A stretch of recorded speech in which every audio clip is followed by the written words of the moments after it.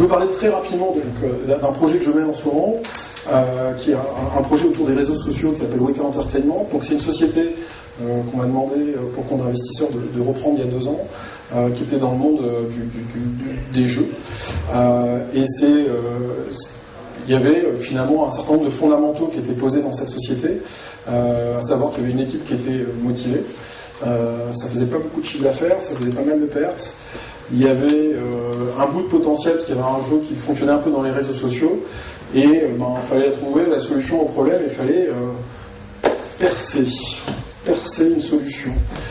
Et là, avec l'équipe qui était sur place, plus quelques autres, et bien on s'est retrouvé dans une situation où on s'est reposé des questions. On s'est dit, finalement, il y a le social graph qui est en train d'arriver avec Facebook. Comment est-ce qu'on va l'exploiter?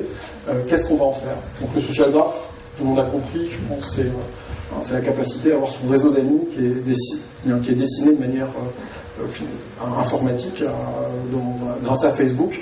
Donc on peut avoir des API qui vous permettent d'avoir votre réseau d'amis autour de vous et tous les systèmes de communication qui vont avec.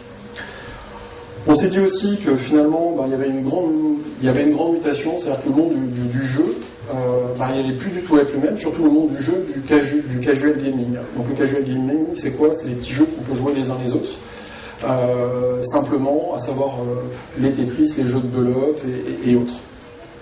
Et finalement, avant, vous achetiez une galette, vous jouiez tout seul sur votre ordinateur à la belote, c'était super sympa comme expérience, mais c'était pas hyper riche en fait. C'est-à-dire que ce qui est sympa, c'est d'avoir les 3 autres partenaires, et finalement, l'expérience avec le social graph s'améliorant, on s'est dit ça vaut le coup vraiment de percer sur cette partie-là. Puis on a compris aussi une chose, qui était un modèle qui était en train de maturer un peu depuis 2006-2007, c'était tout ce qui est le modèle du freemium, c'est de dire quoi? C'est de dire, j'ai un gros volume de gratuit, j'ai un petit volume de payant, le petit volume de payant, c'est un taux de transformation. Partant de ça, on a travaillé de manière très objective, en se disant, qu'est-ce qui marche dans les réseaux sociaux? On s'est dit, finalement, que nous disent les études? On a travaillé en observant les blogs, les sites, les salons. Et puis ensuite, on allait interroger un certain nombre de gens dans l'industrie, dans le monde de la télé, pour comprendre le monde du divertissement. On est allé voir des personnes qui étaient dans le monde du jeu vidéo. On a tourné autour. On a écouté les gens qui utilisaient un peu nos jeux. On les a écoutés finalement, je dirais, pragmatiquement. Et puis on a décidé tout simplement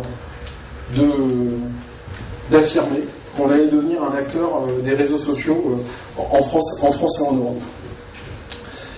Et finalement, en donnant des feuilles de route à 3 mois, en regardant la donnée qu'on avait, c'est un point qui est extrêmement important, c'est de regarder ce qui vous est donné par les outils techniques que vous pouvez avoir, par les data house qu'on peut avoir, donc d'être extrêmement factuel.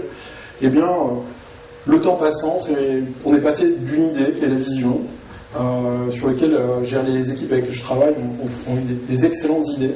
On est arrivé en fait à des vrais usages dans les jeux, à des gens qui s'amusaient vraiment. Puis on a amélioré ça en les écoutant, d'un point de vue purement data. Puis on a tourné, et on s'est retrouvé. On se retrouve maintenant depuis 18 mois avec 600 à 700 000 Français par jour qui jouent à nos jeux.